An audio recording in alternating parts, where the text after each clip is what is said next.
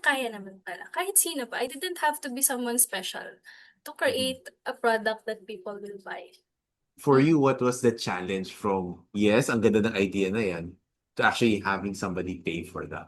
The challenge, I think, yung mindset ko din na Mm. since this is a digital product, oo, madali siyang gawin, but that also means madali siyang gayahin, may chance na ang dami mo ng competitors because Mhm. the barrier is very low.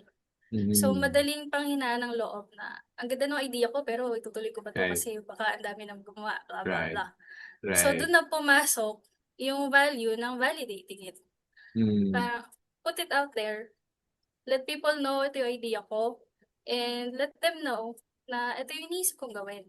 And tingnan mo yung feedback nila.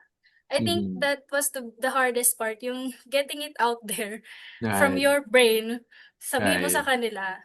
Yeah, I Right. think that was for me the hardest part. Not really sure kung over the weekend ba yun or 1 week. I got Mhm. 5K sales from a waitlist of 31 people. Yeah. So, Nice. with that result, I think for me, ito na naman yung parang imposter syndrome na something inside you will tell you na, oh, this number is small lang. It's not really worth celebrating. Pero when I looked back dun sa process, I thought, wait lang, nakabenta ako nang hindi ako nag-a-ads. Mhm. That was really huge for me coming from an e-com background na Right. we're prone to thinking na pag maglo-launch ka ng product, kailangan may ads ka. Kailangan ang dami mo agad ad creatives. Yung funnel mo ayos agad.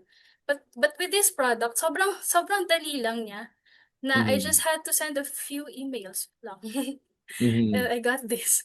And then over time, after that, because of the early bird discounts, nakagather ako ng madaming reviews.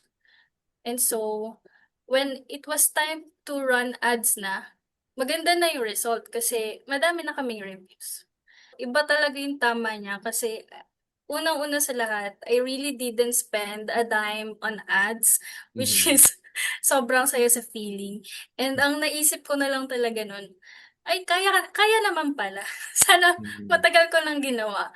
Kasi even before, I think like last year ko pa nababasa yung create your own digital product kasi madali daw, ganyan-ganyan.